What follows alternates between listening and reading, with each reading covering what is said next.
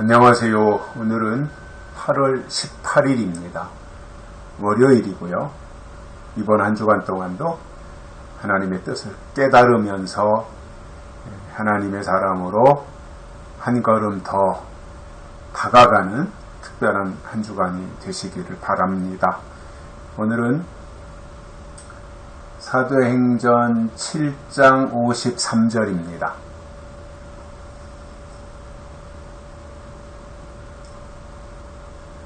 너희가 천사에 전한 율법을 받고도 지키지 아니하였도다 하니라.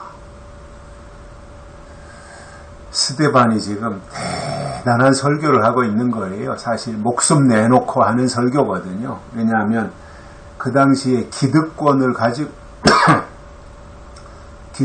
가지고 있었던 사람들이 바리새인이고 유대인들이고 한데 그들을 향해서 지금 꼼짝달싹 못하도록 압박을 하고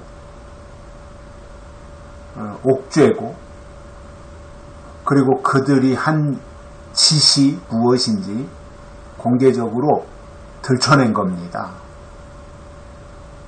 그래서 사도행전 7장 51절, 52절, 53절이 스데반이 설교한 핵심이고요. 사실상 스데반이 돌에 맞아 순교하게 된 이유도 이것 때문입니다. 그들의 입장에서는 스데반이 너무나 거칠게 설교했다 이거죠. 사실 스데반 입장에서는 그들이 스데반의 설교를 듣고 깨닫고 뉘우치고 회개하기를 원해서 했겠죠. 그러나 듣는 그들의 입장에서는 해서는 안 될 말을 했다 이거예요. 건드려서는 안 될 것을 건드렸다. 그 이유예요. 그러니까 얼마나 뿔따구가 났겠어요. 감히 자기들을 지적해? 감히 우리를 농락해? 이런 생각들을 가지고 있었겠죠. 잿값겟이 무엇이라고 우리를 이렇게 닦아세우나? 막 이런 생각도 있었을 거예요.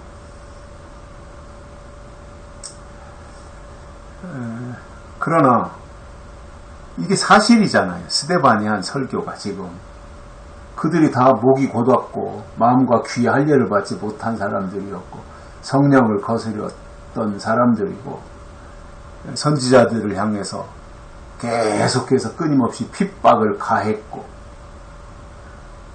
이러한 그 의인이 오리라고 한 것에 대해서 그 의인을 잡아 죽이고 살인한 자다. 이러한 지적이 대단한 거거든요. 사실상 앞에다 대놓고 아무리 하나님의 말씀을 전하는 설교라고 할지라도 이렇게 말하기가 쉽지 않아요. 관계 때문에, 사람들과의 관계 때문에 그냥 두루뭉술 넘어가는 거에 어떻게 할 수 있겠지만 이러기는 쉽지 않거든요. 근데 스데반은 그게 사실이고 그들이 잘못한 게 맞으니까 두려움 없이 담대하게 이 말씀을 증거한 거예요. 오늘 본문에도 보면 너희가 천사에 전한 율법을 받고도 지키지 않았다. 이 놀라운 말씀을 한 거예요. 너희가 천사에 전한 율법을 받고도 지키지 않았다. 너희가 율법을 지켰다면 예수를 영접했어야 된다 그 말이잖아요. 근데 입으로는 율법을 말하면서 예수를 잡아 죽였다. 그것은 너희가 율법을 지키지 않은 것이다. 이 말씀을 하시는 거예요. 그러니 천사가 전해주는 그 천사에 전하는 율법을 받고도 지키지 않은 사람들이 웬만한 사람들이 하는 말을 듣고 끄떡이나 하겠어요. 이게 강팍해지지 말아야지, 교만해지지 말아야지.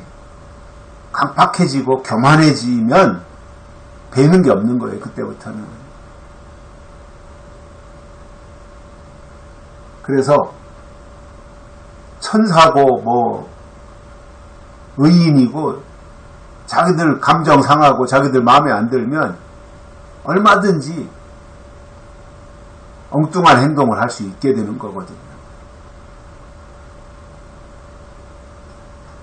천사의 전한 율법을 받고도 지키지 아니한 것이 너희들의 실체다.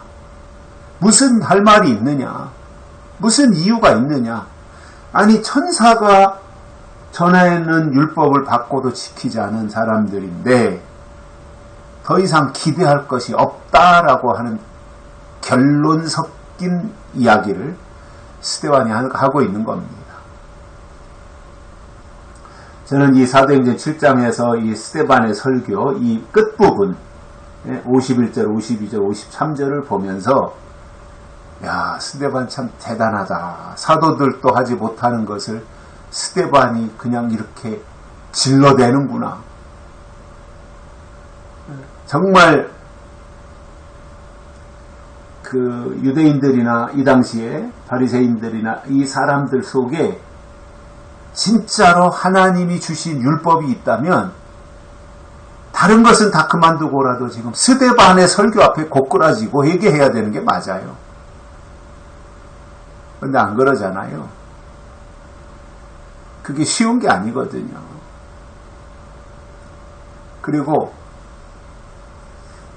그때 당시에 유대인이나 바리새인들이나 서기관들이나 제사장들이나 이런 사람들은 그들 나름대로 선민의식이 있었어요. 우리는 선민이다. 우리는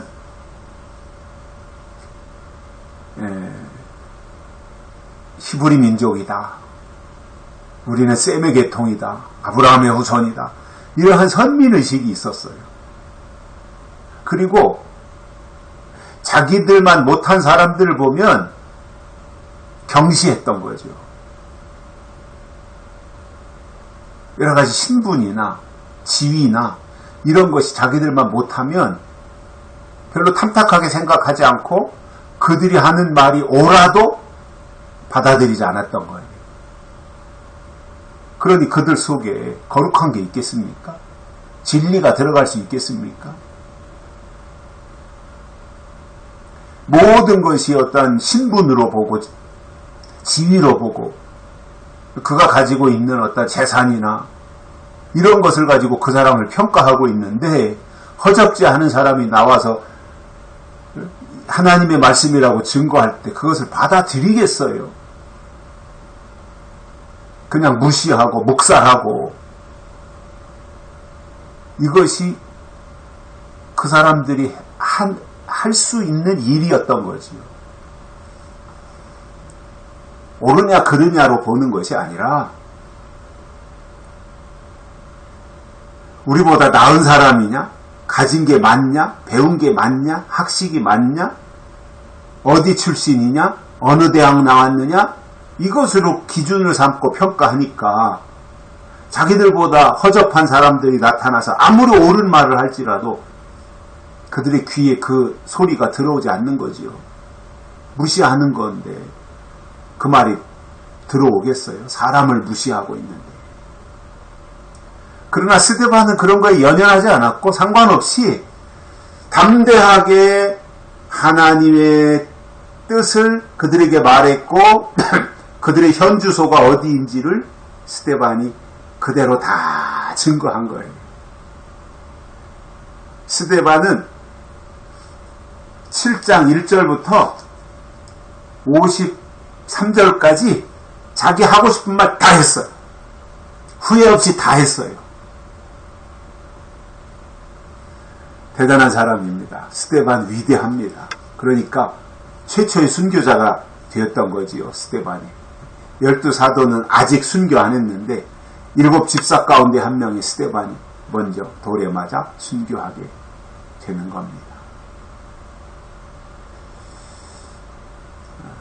이러한 모습을 우리가 보면서 최초로 아벨이라고 하는 사람이 형 가인의 돌에 맞아 순교했고요.